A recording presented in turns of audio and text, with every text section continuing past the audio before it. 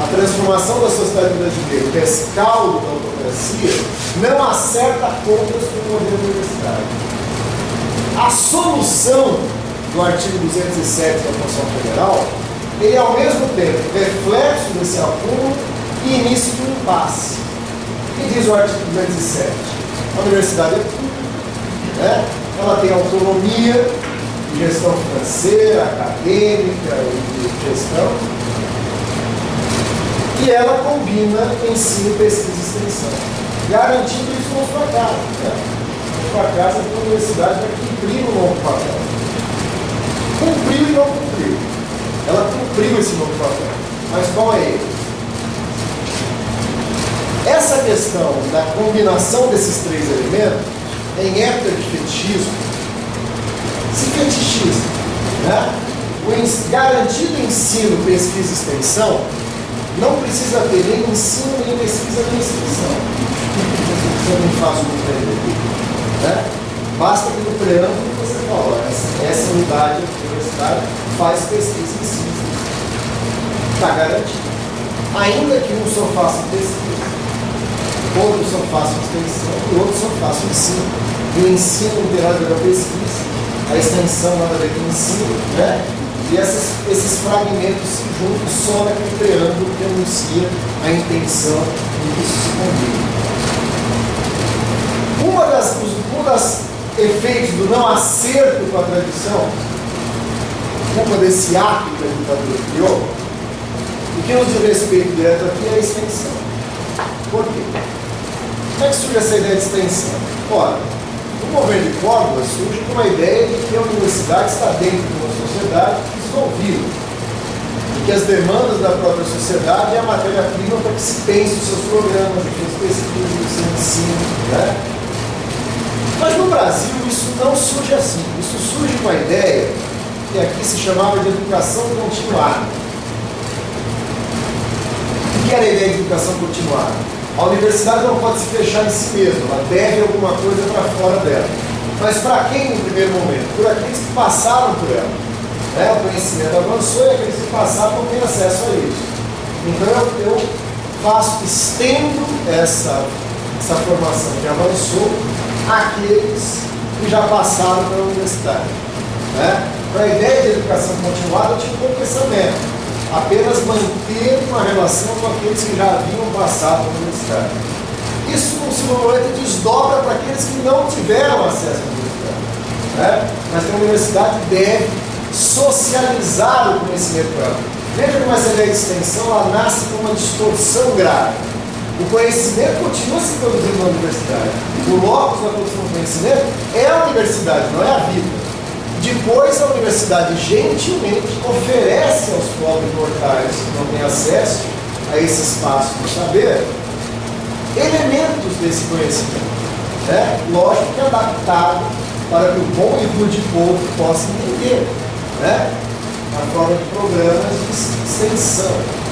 A ideia de extensão é o quê? Ir além do campo, estender-os, mas não para envolvê-los na produção do conhecimento, e nem para beber dali as demandas reais da sociedade, mas para levar o conhecimento, né, produzido na universidade, sistematizado na universidade, de maneira, assim, eu ia dizer rebaixada, nem sempre é, mas de maneira mais adequada ao universo daqueles que não estão na universidade.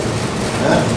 Ora, isso não é um vínculo nem com os movimentos sociais, nem com as reais demandas da sociedade. Isso pode acontecer perfeitamente numa universidade elitista. Isso não quebra o característico da universidade. Veja, todo discurso generalizante pode correr o risco de incluir nele iniciativas louváveis do trabalho de extensão, né? Que tentaram romper essa ótica e existiram são verdadeiros e importantes. Né? No entanto, isso abre uma questão. Aonde se produz o conhecimento que nos interessa? E eu falo que nos interessa na perspectiva da transformação social, de classe.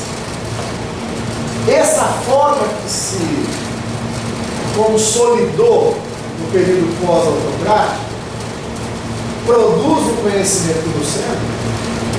As suas formas propostas de intercâmbio em relação com a sociedade são formas adequadas. Ou esse conhecimento precisa ser produzido fora? Veja, produzido, socializado, mas também não é uma questão simples, né? Isso não é uma questão simples de se colocar. Primeiro, eu acho que quando se fala isso, muitas vezes se produz um erro histórico. Se fala isso com modelos idealizados de universidade sem colocar no seu processo real de desenvolvimento. Abstrai-se que a ditadura fez, por exemplo. Né? Abstrai-se que na democratização não se acertou as contas com esse modelo. Bom, é verdade que boa parte do conhecimento que interessa a transformação social, de fato, não foi produzido na universidade. Isso é uma constatação. Se a gente pegar alguns autores que para nós são muito importantes, caros, no qual a gente sempre volta para estudar, se é verdade que alguns deles tiveram não só formação universitária, mas agir e produzir o seu conhecimento no contexto universitário, alguns de uma lista célebre ficariam de fora. A começar de Marx, porque veja bem, Marx queria, né, a sua intenção era se reconciliar com a realidade. Ele queria, né? Ele queria trabalhar na Universidade de Bonn, Witt e Bruno Bauer. Né? As pessoas depois leem essa Sagrada Família, etc. E falam, bom, eu não conseguiria tratar os seus amigos desse jeito. Mas o que pesem as críticas severas que ele fazia eram amigos, né? Muito amigos. E Bruno Bauer trabalhava, é bom, né? Ele bom. Tinha achado um carguinho lá do Marx, ele fez inclusive sua tese em função de ganhar a titulação para dar aula. Aí mudou o Kais, né? Mudou de Guilherme, fechou, né? E o próprio Bauer perdeu o emprego. Marx foi se virar na vida, né? E produziu o seu pensamento, sua obra, fora dos marcos de produção acadêmica universitária. Né? Ele estava falando da Epiróide, o Marx, o seu Capital, 40 anos, sem terminar, que não sirva de exemplo a vocês, né? Nunca conseguiria financiamento em nenhuma entidade de fomento. Ele estava em 4, mas fez 40 anos e não acabou.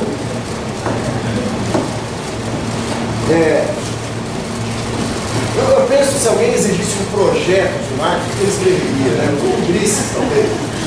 Né? Ele é um projeto, escreveu um projeto, aqui em Minas Gerais para colocar.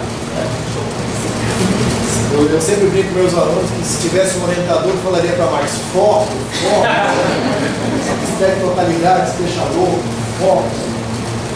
Não produziu. Lenin, também não. Né? A não ser que vocês queiram achar um vínculo com a formação jurídica, Lenin, que estudou direito, para aquilo que ele teorizou sobre o imperialismo, sobre a revolução. Né? Trotsky também não. Trotsky ele tiver formações universitárias tumultuadas e interrompidas, mesmo a sua própria formação, jamais por ignorância acadêmica. Gramsci estudou numa instituição chamada Campo Exiliário Fascista. Né? O Carlos Nelson brinca que teve uma bolsa do Mussolini que permitiu concentrar a perversa bolsa, mas também, ainda que tenha uma profunda formação cultural, não teve uma trajetória de professor. Né? Era um educador do partido, era responsável pela setor de educação do partido. Rosa, também não. Né? Outros tiveram, Lukács também não. Né? O Lukács foi ser operado, no final da vida dele, foi operado, estava com um problema. O médico descobre que era um problema raro. Ele pergunta ao Lukács se ele autorizava que seus alunos de medicina pudessem assistir à operação para poder ver aquele problema raro que ele tinha. E o Lukács, ironicamente, responde: vai ser a primeira vez que o Lukács será avaliado na universidade. Não é caro. Se bem que no papel de objeto não conta. Não é verdade que não existam marxistas com trajetórias acadêmicas relevantes. Né? Pesados é um bom exemplo. Né? Marcuse, Adorno, o Florestan, né? São marxistas que tiveram presença acadêmica. Mas é um fato considerado que parte dos conhecimentos se produz fora. Né? E já que eu não ia falar isso não, mas já que o marido abriu a trajetória autobiográfica, né, seria equivocado dizer que eu e o marido nos formamos na universidade. E se o marido se formasse na universidade, ele seria um filósofo analítico, kantiano, né? Se tivesse ouvido a universidade. Né? Eu acho que aquele momento da efervescência do movimento social, histórico, clássico, produziu um contexto cultural em que a formação se deu de parte fora. No PT, duvidoso de ser. Eu tive um papel de coordenação de formação na Secretaria Nacional de Formação do PT. Eu avario que o PT nunca consolidou um projeto de formação de fato, como o Petrópolis. Mas as correntes do PT tinham um projeto de formação de qualidade. E nós podemos falar do ABS, que era de extrema qualidade. Você não fez formação encontrar Daniel Ben Said, Ernest Mandel, no mínimo, Michel Oliveira, no mínimo, um negócio interessante. Mas outras experiências de formação do PT também tiveram com densidade, para se apropriar do marxismo. Mas tanto a minha dissertação como a minha tese, já estou travando não foram propriamente, fala baixinho, produzidas na universidade. Eu diria que elas foram sistematizadas na universidade. E a universidade foi um espaço importantíssimo para essa sistematização. Mas elas foram produzidas no Núcleo de Educação Popular desde maio. Por quê? Eu não fui direto da graduação para a coordenação. Motivos vários. Eu tenho 2 filhos.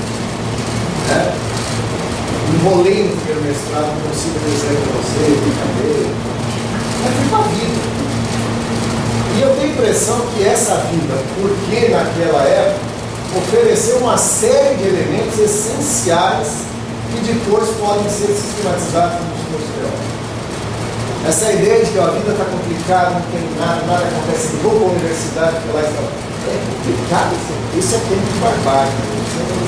Vocês perceberam isso também, na sua definição de barbárie, mas essa é uma manifestação da barbárie. A vida não tem nada, vamos para a universidade, a quantidade de militantes sociais que faz o caminho de ir para a universidade é impressionante. É preocupante. Veja, eu estou saindo da universidade e indo à vida real buscar aquilo que me permite pensar. E eu vejo o pessoal fazendo o caminho de volta. Está aqui, você acha que você vai achar a resposta lá. Mas, afinal de contas, então, isso nos leva a acreditar que a universidade é um espaço estético. A universidade é um aparelho privado de hegemonia da ordem, cumpre funções da ordem, e o conhecimento se produz fora e contra ela. Também aqui a resposta não é tão simples. Por quê? Eu acho que também não. Também é uma mitificação do movimento dizer que lá está a produção real do conhecimento. Eu acho que o conhecimento não se produz sem essa vivificação da vida.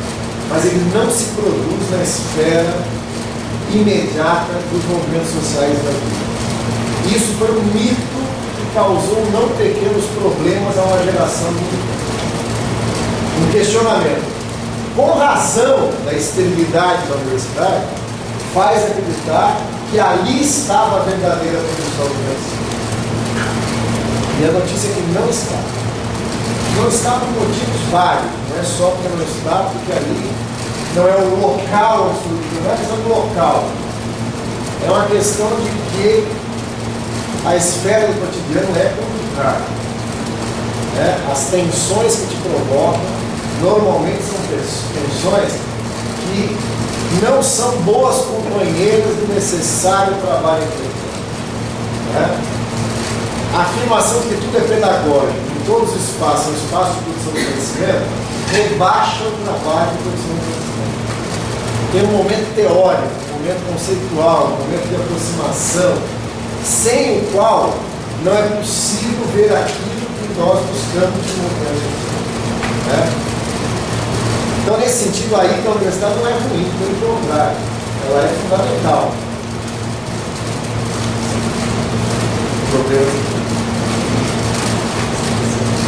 Quer dizer que, vamos lá, a universidade é uma parada privada? É. Ela é uma parada ordem. Cumpre as funções da ordem? Várias.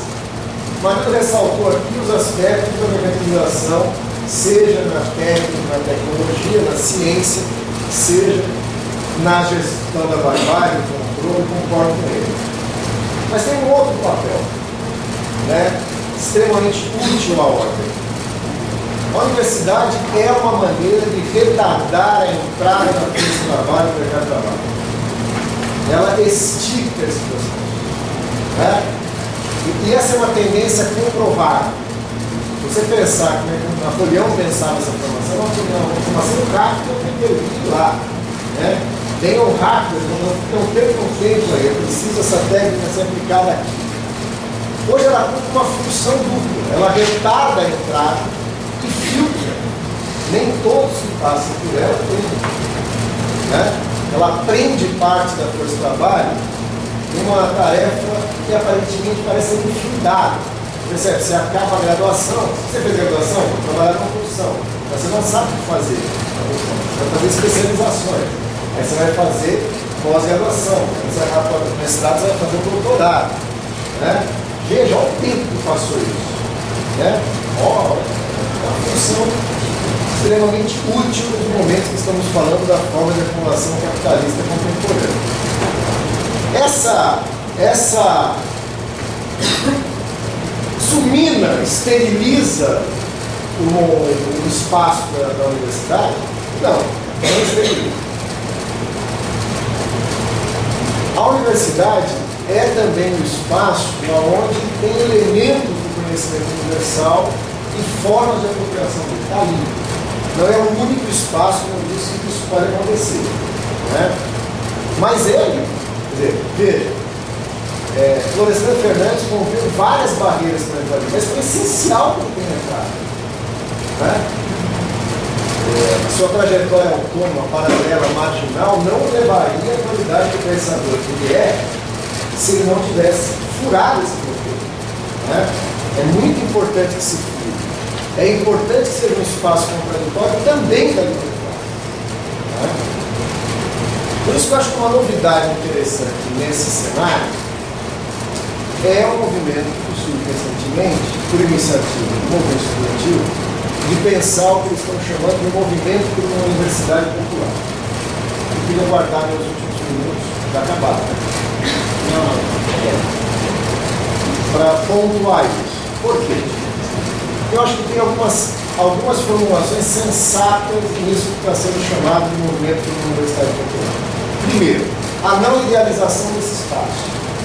A não idealização que é possível transformar a universidade num instrumento a serviço das causas populares, das demandas dos trabalhadores e transformação da sociedade.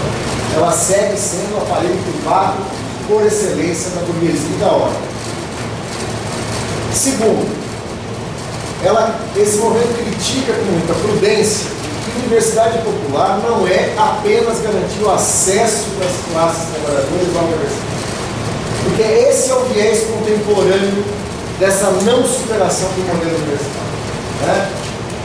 Reúne, pró-únicos, desúnicos, tudo isso que está sendo proposto, né, são, na verdade, maneiras de mascarar a permanência do mesmo caráter da universidade, né, a inchando mais. Aí ela cumpre bem aquela função que chamava a atenção. Né? Eu retiro um excedente da população e mantenho na perspectiva do estudo universitário com expectativa de crescimento, de superação, de mobilidade social, ainda que isso seja em si mesmo falso. Né? Não é isso que vai garantir nem a mobilidade, nem o emprego, nem a empregabilidade. Mas por um tempo você não tem direito de controle. Né? Você deixa essa população sob controle ali. Esconde igualmente a ideia da precarização que isso embute. Né? Então, por exemplo, vou dar bem exemplo disso, uma materialização do Reúne. Foi criada em Santa Catarina a Universidade da Fronteira. só para quem não conhece, foi uma demanda dos movimentos sociais da região para criar uma universidade. Então, é uma universidade criada por movimentos sociais. Mas quando ela é criada por movimentos sociais, formam lá os departamentos, no caso dos professores, e tem exatamente as mesmas precariedades. Não é? Bem? Ou seja, algo além deveria materializar isso que estamos chamando de universidade popular. Como é que a gente pode materializar isso? Uma disputa de hegemonia. Né? A universidade não vai deixar de ser a voz dos interesses e das demandas do capital e da ordem do capital. Nós não temos correlação de forças contra isso. Né? Mas aí, por analogia, usamos um poema do Brecht. Brecht diz: ali onde falarão os exploradores, também terão que falar os explorados. Esse é o espaço. Né? Então, se a universidade aponta essas demandas da lógica da mercantilização, do pragmatismo, do sequestro da ciência e do conhecimento pela tecnologia, do pragmatismo, da exceção da própria ordem, é necessário que a classe trabalhadora apresente aí a demanda do conhecimento, pelo conhecimento que lhe interessa para resolver as suas demandas reais. Né? Ou seja, uma universidade popular é a luta de classe na universidade. É dizer que esse modelo de universidade interessa a ordem do capital, não interessa a parte daqueles que compõem a sociedade. Né? Como é que isso se materializa? Por exemplo, uma redefinição do que chamamos de extensão. Veja, não se reduz a extensão. Né? A começar do questionamento que desgraça de palavra é essa. Né? É recuperar a verdade que nós conhecemos de que o conhecimento se produz na sociedade humana, no enfrentamento de problemas. Quem está descobrindo as maneiras de enfrentar as questões do pré-sal são aqueles caras que estão 6 meses, 3 meses embarcados no navio, tendo que descobrir como funciona aquela coisa lá dentro. São esses os dados que serão sistematizados pela FOP e tal, para pensar as respostas técnicas para enfrentar isso. Não é? A Petrobras está financiando essa pesquisa, mas o recurso que ela coloca não é só do seu dinheiro, né? É dos seus trabalhadores, é da experiência histórica de quem está implementando isso.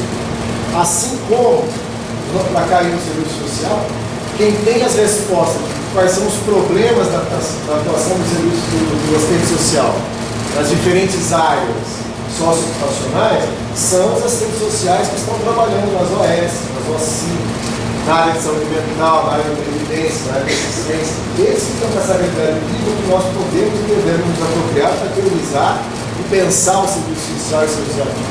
Né? Então é muito menos uma extensão e muito mais uma reconfiguração de qual é o ciclo que se dá à produção do conhecimento. Quando ele nasce social, ele deve voltar àquela forma que nasce. Né? A teoria é um momento de sistematização da prática. Ela não é a prática, ela não se reduz à produção do conhecimento na esfera da sua sistematização. Por isso que esse modelo de universidade pode e deve voltar à realidade de onde ele partiu. Isso resolveria o problema? Se a gente conseguir fazer isso, então a universidade se torna uma universidade popular, e aí pode-se produzir o conhecimento necessário? Eu estou convencido que não. Eu estou convencido que o conhecimento necessário à classe trabalhadora na perspectiva da transformação passa por ocupar dentro e fora da universidade. O que passa por criar aparatos próprios de formação e produção de conhecimento da classe trabalhadora. Né? É nesse sentido que é pena que o representante da Escola Nacional de mim está chegando, que ele vai poder discordar de mim e tal, apresentar a proposta dele. Mas eu acho essencial essas iniciativas, como foi e é essencial o trabalho pequeno e modesto do Núcleo de Educação Popular 3 de Maio, como foi e é essencial o trabalho das correntes, a partir do que investe na transformação dos seus institutos, dos seus revistas. Né? Ou seja, esses espaços de formação, de educação, de produção de conhecimento fora da universidade são essenciais. Sem eles, não é da universidade que vai espraiar e chegar os elementos que vão constituir